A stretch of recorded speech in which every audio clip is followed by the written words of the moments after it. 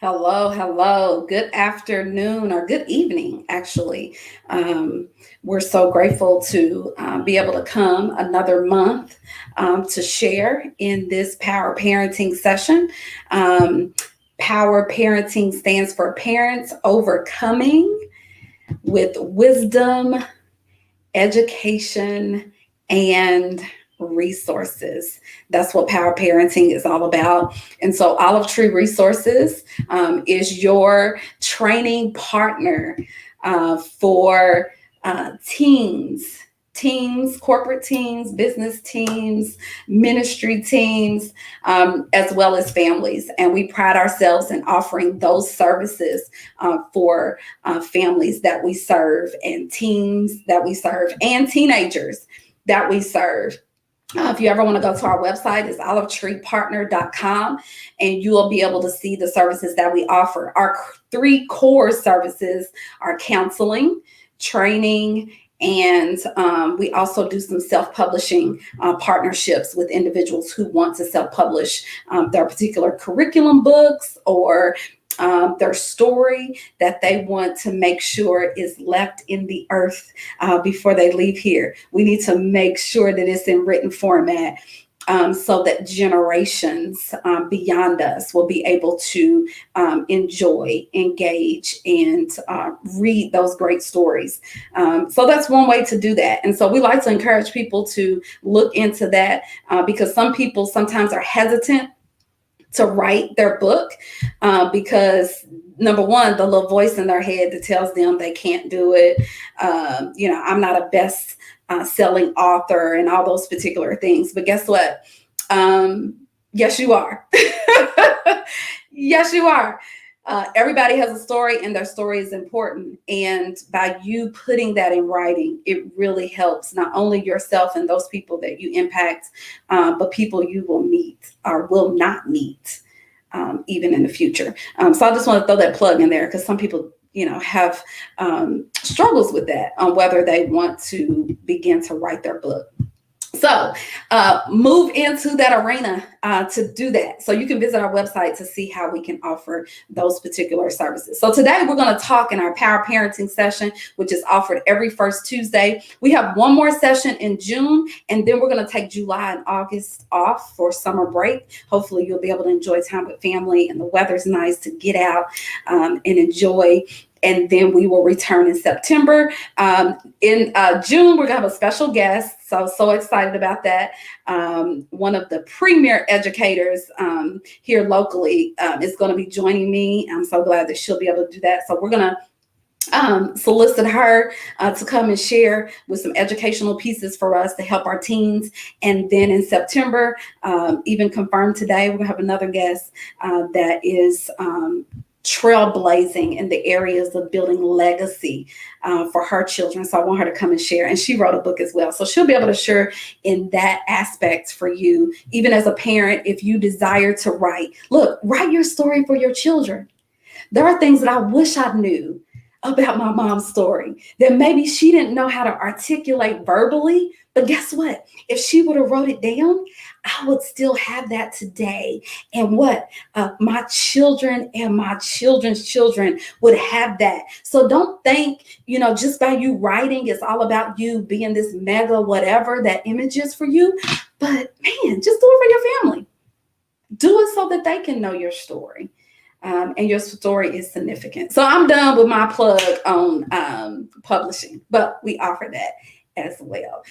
So today we're going to jump into this topic about social media boundaries for our teens. That's important for us to start thinking about that.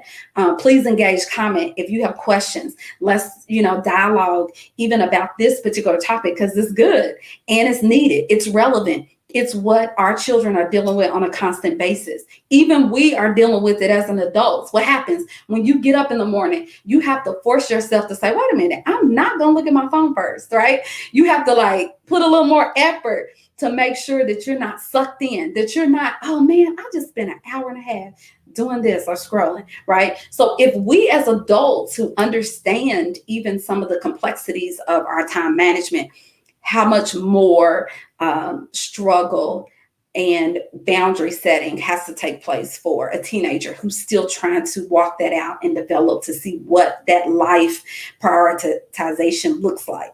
It's hard. So we have to help them along the way. I know our job is never done. So kudos to parents.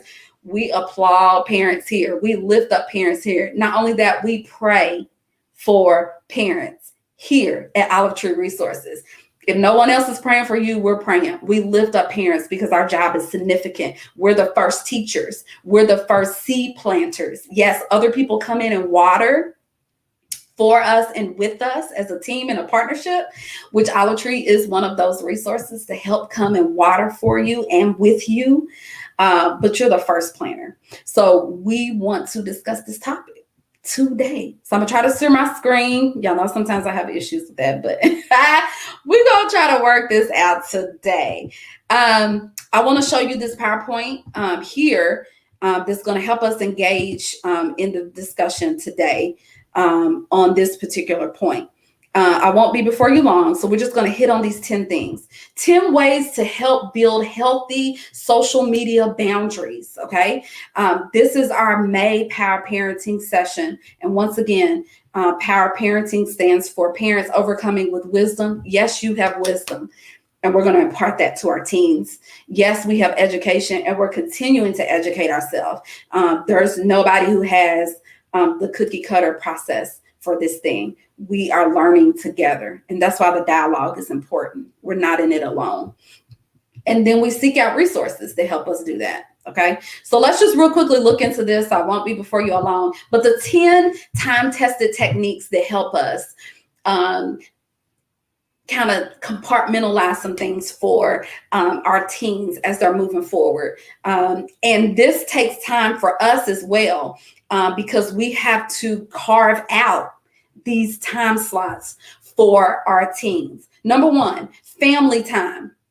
Making sure that we have family time structured throughout our week so that our teens are not so engrossed in building the side family, which is their social media family, which are their peers at school, which is individuals they're encountering that are maybe in the neighborhood, right? They're building a whole nother family dynamic. Why? Sometimes because we don't have that family time in our unit, in our home. So make sure we're taking that time.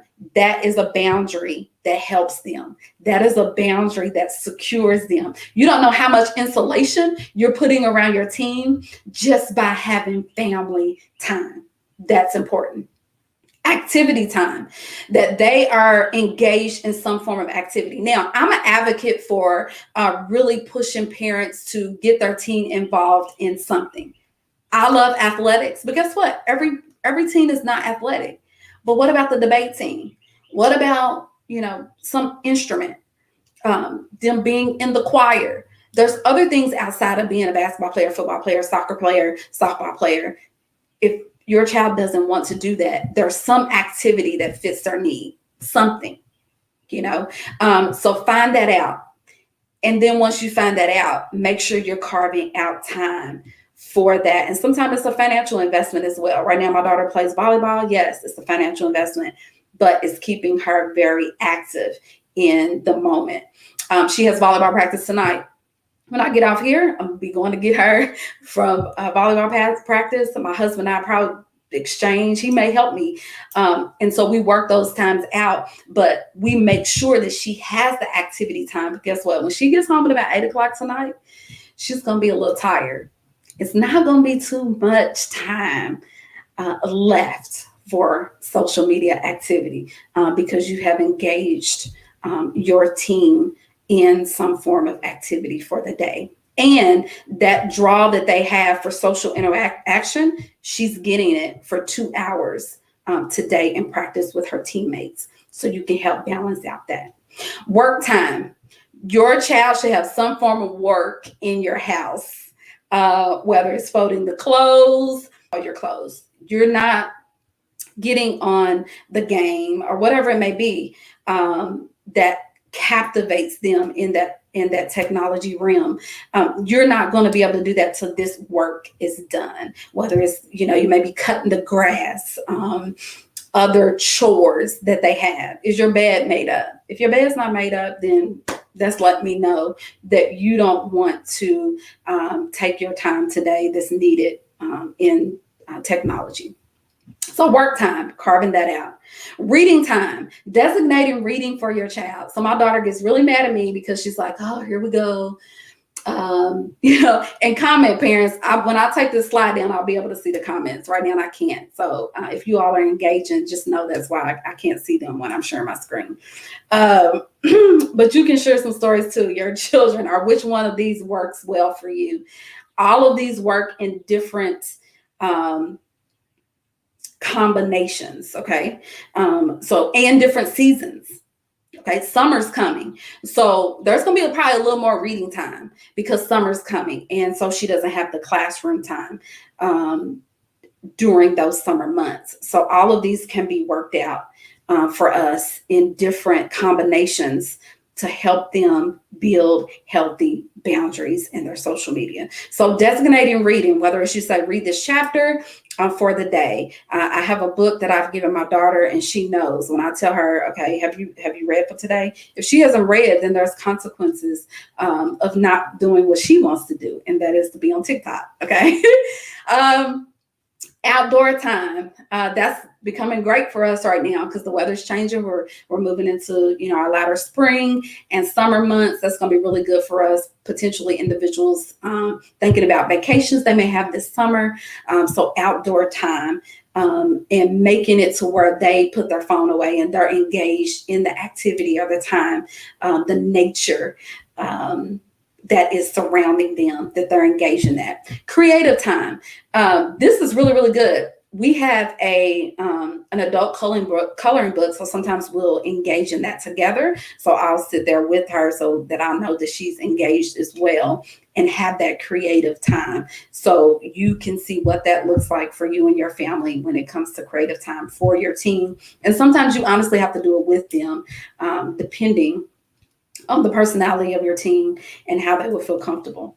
Oh, this is a good one, talking time. So making sure you make them shut it down, take your phone, take your iPad, whatever they have, and have that talking time with you. That's important to share that talking time. Allow them to ask you questions and for you to share. Yes, it's a little different. So sometimes we revert back to our teen years, but so many things are so different now. We have to engage them from where they are and allow them to have that talking time. Classroom time, of course, we know with school in session that is going to take up a bulk of their day. And they understand that those boundaries are there, that during this time, you're not having your phone, that's not acceptable during classroom time.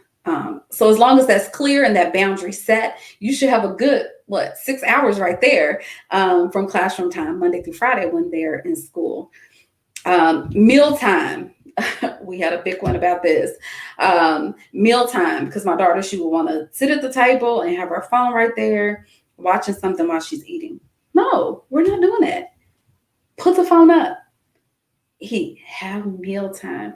Enjoy your meal, undistracted, and allow that to be a good boundary for them as well. Sometimes she still sneaks and do that, but we have to make sure that we're helping them set that boundary because that's a real thing, watching your phone and eating.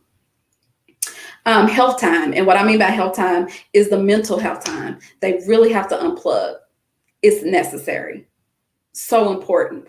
And when we explain it to them and really allow them to understand the logic behind us giving them these time constraints, not just saying do it because I said so or doing it because I'm the parent. But these teens are smart. And so the days of old school of you just do it because I said so, honestly, parents, we're going to have to get some power and elevate ourselves past that.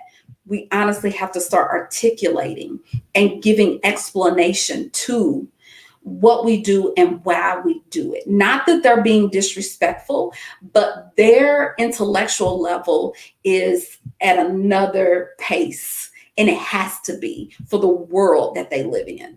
It has to be. Look, they're strategically born in this time frame, and they're wired and structured for this time frame to make it. So let's not push them back 20 years into our teen years because we feel like we missed out on something, or because we didn't get to participate in something, or because we didn't have the liberties to do certain things, that we hindered them and their growth and development. They need it. I'm telling you, this society is rough, and they are created to make it.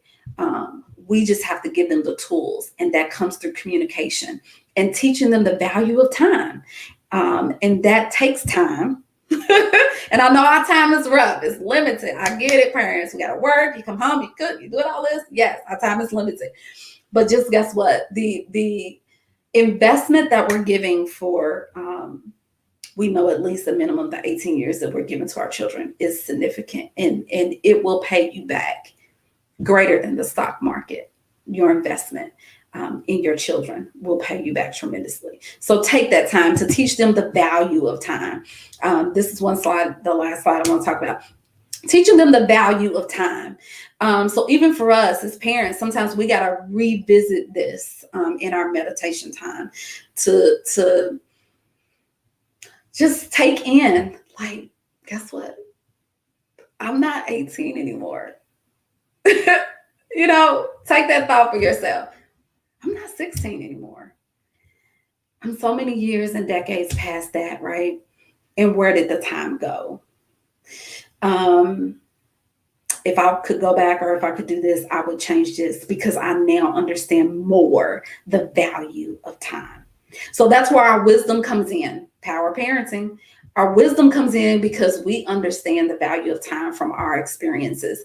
And then we can impart that to our children. And will they get it fully all the time? No. But from the beginning of our session today, I shared that we are the first seed planters.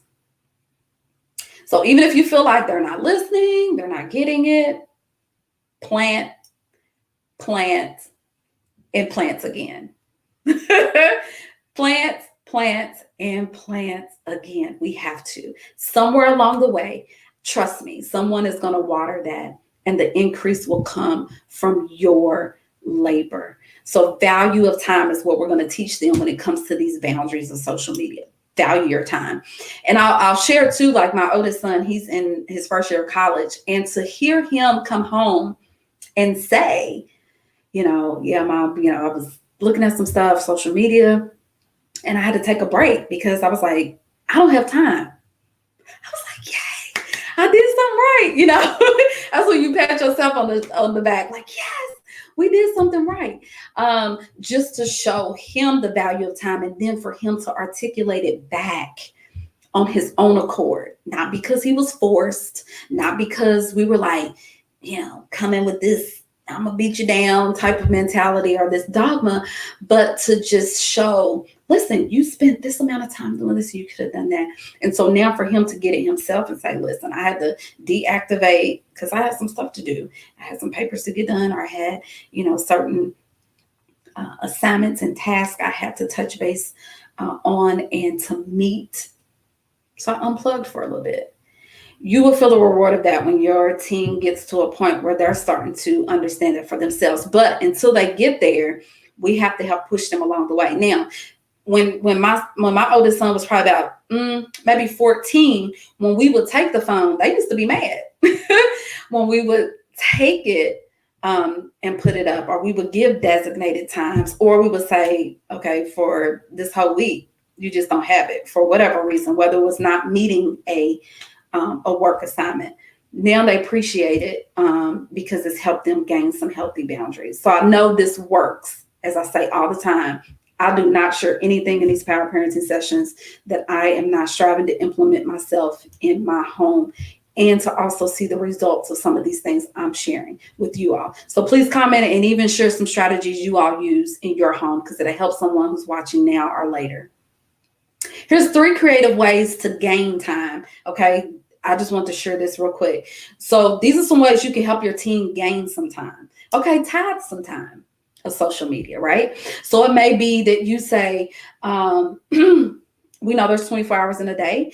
So you say, okay, 2 hours and 40 minutes is really all you're getting for the day, period. It may be that I'm going to give you an hour in the first part of the day or whatever, 30 minutes. And this is probably for summertime, but because during school it may be difficult. But however that structure works for you, 30 minutes here, then we'll take a break, and then we'll give you an hour in the evening. However you want to do it.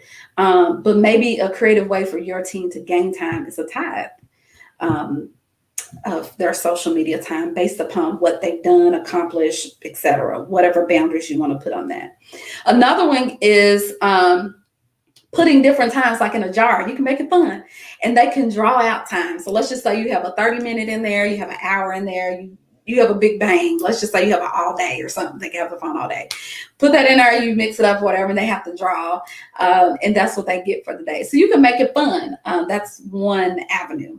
The next one is task list time builder. And I actually got this from one of the teens, one of my teen clients this weekend. We were talking, and her mom has a really creative idea that they build up time. Whenever she said they have a chart in their house, and whenever they do their assignment or a chore, they gain time, and it builds up for them. And that's what they utilize for their social media time. So that's another good one. Lastly, let's look at some creative ways that we can model time. So not only do we want to teach this value of time by giving some reward for accomplishment, reward for diligence.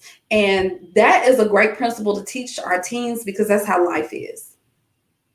We don't teach them that at home. When they get in life, they're going to have this entitlement, like certain things supposed to just come to them. Sorry, it doesn't work that way. And we want to help them see that while they're in our nest. Don't just let them go out and then they come brokenhearted, like, I didn't get the job. Well, what was vested? What was done? So we teach that actually at home. Plant, and plant again. And another way for us to plant is to model time.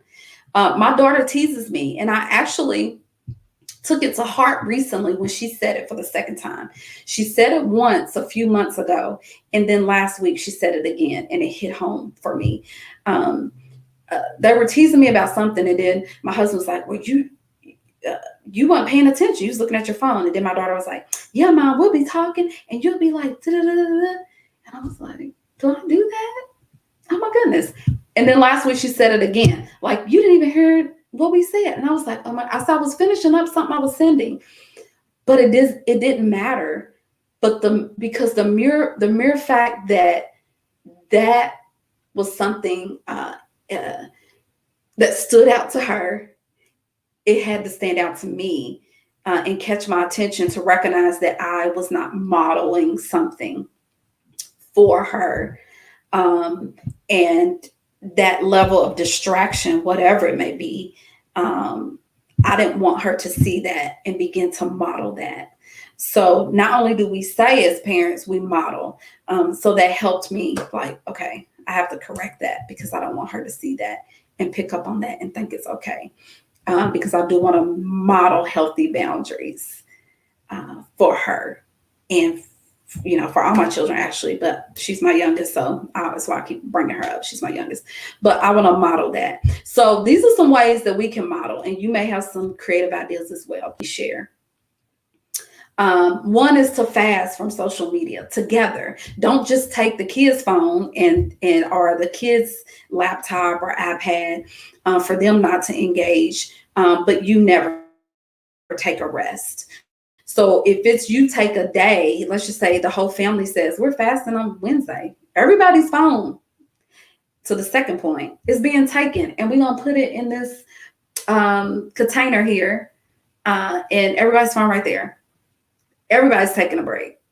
So we're modeling it together. We're not saying do as I say, but not as I do. We're going to do it together. And then another good one is just maybe disconnecting the Wi-Fi. That'll put everybody on a pause.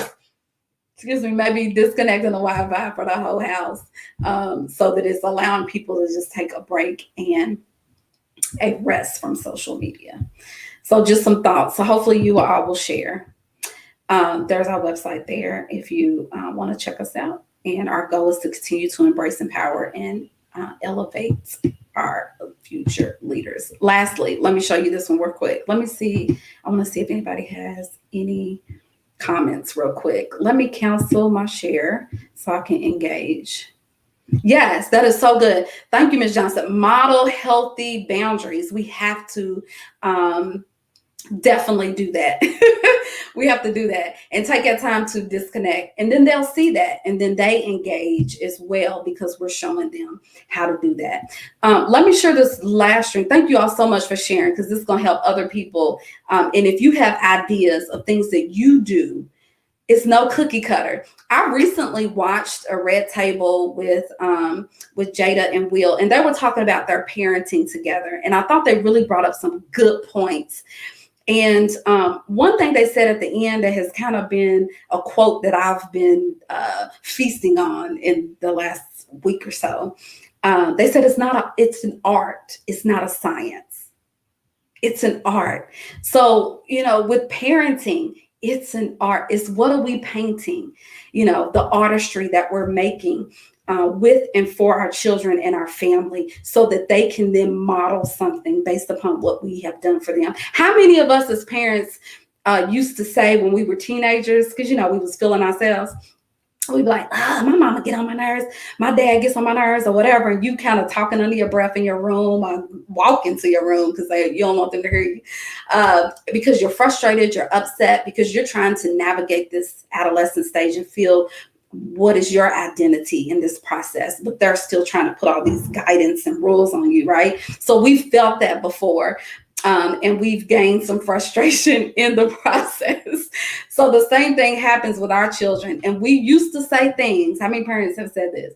I'm not going to be like my parents. And then we end up, those new commercials, I think it's about Progressive. They are hilarious. How to not be your parents. That we start seeing ourselves and we're like, oh my gosh, I'm acting just like my parents. So when we come together in these power parenting sessions, that's why the dialogue is good because it brings awareness to us. What cycles are we repeating that we don't mean to? Honestly, you all, I had a teen session because we do teen counseling. I had a teen counseling session today at 5:30. Beautiful young lady. She's navigating this time. She's learning, right? And our discussion is about her parent. Parents. And I get it. You all, we've all been there. But helping push them through that phase and recognizing. And I'm gonna share something with you all because it's not like this private thing that can't be stated because I am a professional in my counseling practice. But this is a very pointed statement that I thought that she made. And she's not the only teen that I've heard say this. Some other teens have said this. And so that's why we kudos to you parents. Thank you, parents who engage and you use your parenting to overcome with the wisdom that you have, the education that you're continually trying to gain to understand your child, and the resources that are out there that helps us be this village, because it does take a village. You don't have it all. I have 3 teenagers. I don't have it all. I need help. I need assistance from other people engaged in the process to help embrace, empower, and elevate our future leaders. And that's who our children are. And that's what we should look at them as. They're the future leaders, not just your child. They're no longer your baby. That was our February session, I think. They're no longer your baby. They're growing up and they're moving into being those future leaders. And that's needed. But this statement was really good. The person said, listen, the parent came back and said, you know what? I apologize for XYZ. I need to work on that. You know how powerful that is? That is powerful. That we're able to see ourselves and articulate to our teens, even our flaws, even our mistakes, because we're not perfect. We're able to articulate that, communicate, and then show them and model them how to get up from there and to do better. That is awesome. Yes, thank you, Matisa. A village, it is needed, so needed. Thank you so much. Thank you for sharing as well. Let's see here. Oh, that's a good comment. books, a Bible app for kids. That's really good. Utilizing the tools, the resources that we need. Thank you. Keep sharing so people can have these resources to use with our teams. We got to help each other. Lastly, I'm going to show you this, and we're almost done.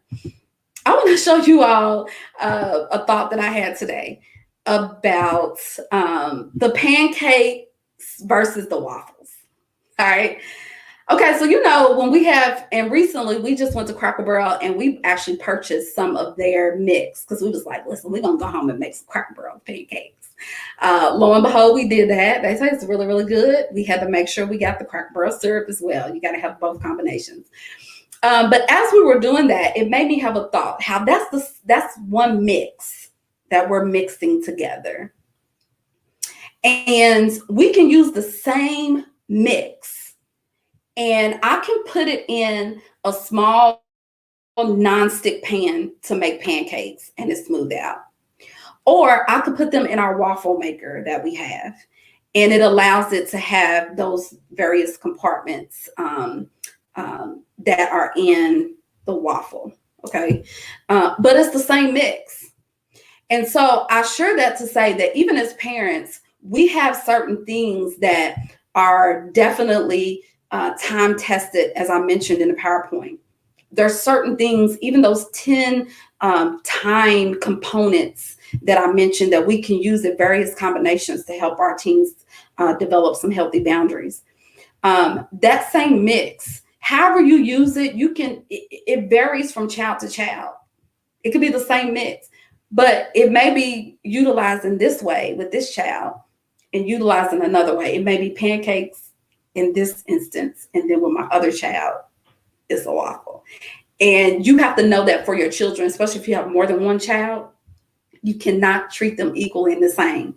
Just like I just stated probably 5 minutes ago. The old school model of listen, you just gonna do it because I'm your parent, or I'm treating everybody the same. I don't care. Bobby's doing this and Gina's doing this.